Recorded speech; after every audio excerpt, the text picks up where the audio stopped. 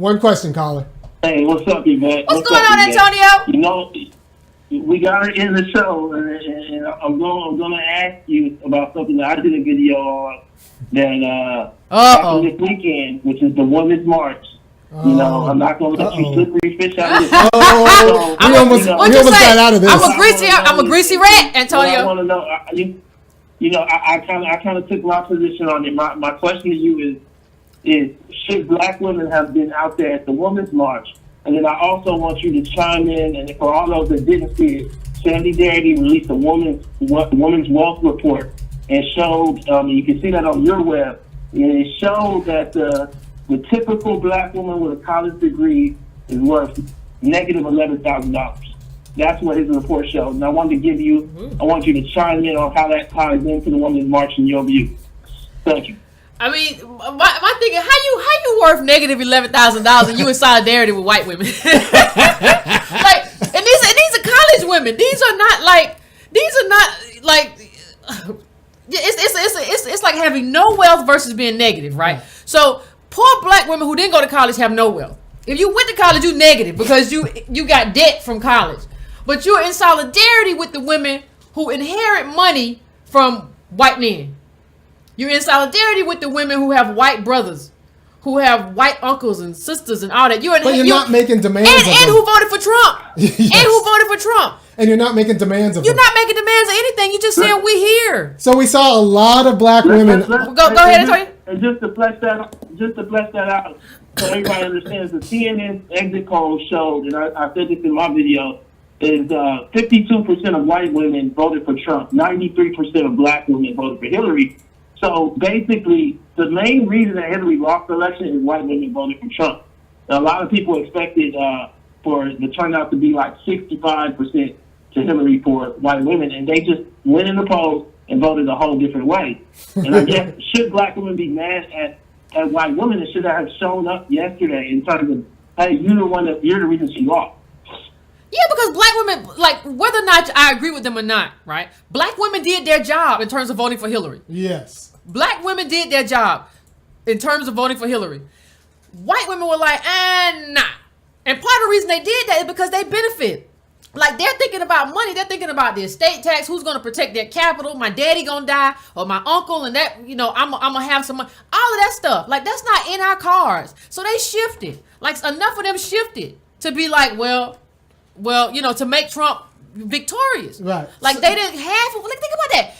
Half of white women, even after they said they were so offended about all the remarks he made about grab them by the, and all that stuff, half of them came out, they voted for Trump. And then you going to be in solidarity with them, but like they're coming out to oppose white patriarchy. And you just can't call it patriarchy because it's not black male patriarchy. There's no such thing as black male patriarchy. No. In order for patriarchy, you need to have the tools for patriarchy, which means you have to have money, which means you have to have resources. You have to have something 50% unemployment and patriarchy. So what are you? So you are out there, and this isn't so to have that kind of feminism be your demarcation point is a problem because this is not the black community. It doesn't exist that way. Right. What you say, Antonio? And the last thing I'll say, just to kind of join in on that, is it kind of shows up in Sandy Darity's data. Marriage doesn't do the same thing it does for white women that it does for black women. We're talking about interracial, like in-race marriages. So basically, when you look at white women that are single, that don't have husbands, they don't have any wealth. But all of a sudden, when they have husbands, they have exponentially large amounts of wealth. And I think that for us, in so many ways, we think that, well, our problem is that our people are single. When we don't understand, putting two broke people together still makes them broke. And so I feel like in many ways, the reason why I kind of wanted to flesh that out on your show and also to discuss it is to understand that I believe that black women have struggled. I believe that black men have struggled. And I believe we have to be in solidarity together to act against the oppression that's holding our families back. But thank you for allowing me to speak. Thank you, Antonio. I appreciate it. But no, I think like, if you're going to have some kind of solidarity with white women, like, you would have to have an ass. But even with that, like, it's almost like, in the day we realized, back in the day, like sharecropper times, 60s, 50s, you realize kind of like there was us and there's them, right? Right. So we have a different, our framing what goes on in our household There's no is very shared different. fate. No, there's no shared fate between somebody who's negative $11,000 and who's with somebody who also doesn't have any money in terms of black men, and somebody who's with somebody who has money and whose parents pay for school. You all don't have a shared fate. And and what's happening is that white women are piggybacking off black women. That's why when I looked at the march, every time I came by and looked at the march and saw it was a black woman talking. You know why? Because a black woman actually has struggles. Like, I'm not saying white women don't struggle, but I didn't see nobody from like West Virginia up there and like coal mine country.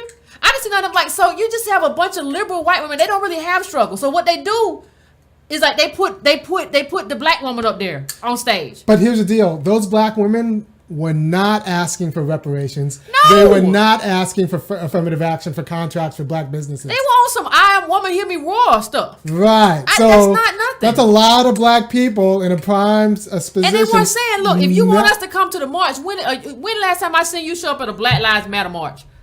No, I want Gloria Steinem to say, like, all right, we need reparations for black people. Right now. Right now. Don't just say like what she'll say and appease black people. I saw before I came in here, Rachel Maddow was coming on. Well, no, it was Chris Hayes was still on. Well, anti-racism is part of any feminist No, I want agenda. something more specific. I don't care. Don't give me don't give me no word mouth.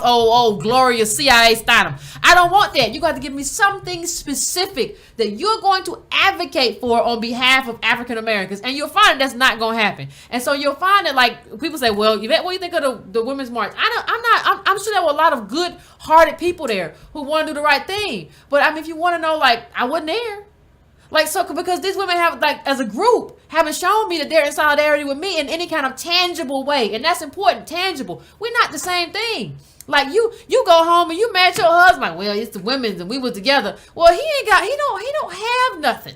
Like you gotta stop viewing patriarchy like call it white patriarchy, because that's the only place it really exists. It exists in terms, there's no black, your husband isn't controlling your fate. If you're a white woman and your husband got some money, he is. But if he's not controlling your fate, he doesn't have anything. There's no inheritance there. There's nothing that he can use as a tool to just kind of grind you down except for physical violence. And what we found even with that is a lot of that is bilateral. So, I mean, it's just, liberals kind of like spectacles. That's just what I'll say. Like I was in DC when George W. Bush was elected. And I saw like I saw a bunch of people come out and protest, and they felt good, and it was cathartic. And so I want to know how you stand up for us with the amount of women that were there, black women that were there. I just want to know how you plan to stand up for those black women. I don't want to hear, well, we had the biggest march and it was global. I don't care. Like, how do you plan on standing up for black women? Tell me. Yeah, and so if you want black women on stage, you want them like. And the most advocating I for mean, black women. that's just what you want. Like, I just like. Because you want to improve the lives of black And people. Get rid of their college loans. But you're piggybacking on black people because you don't have the same struggles. You're like, look at that black woman. She's so strong. I don't want to be your tool. I don't want to be any of that. So I just wasn't there. They were there not to threaten white capital. Yeah, and you're never gonna do it. You're just gonna say we're anti-racist and we're together, and then you're gonna go home. And then you the same people there's the same people that black women are trying to are fighting in terms of people who run the world. Those are white men. Those people are in those white women's families. You can you go influence him. If you want to do something, you go influence him. He's in your family, he's not in my family. All of y'all have white men in your families. A lot of these men are influencing all kinds of stuff. White men rule the world. You need to go talk to them. You don't need to just be around other women. So that's just what I gotta say. So. All right, that's it.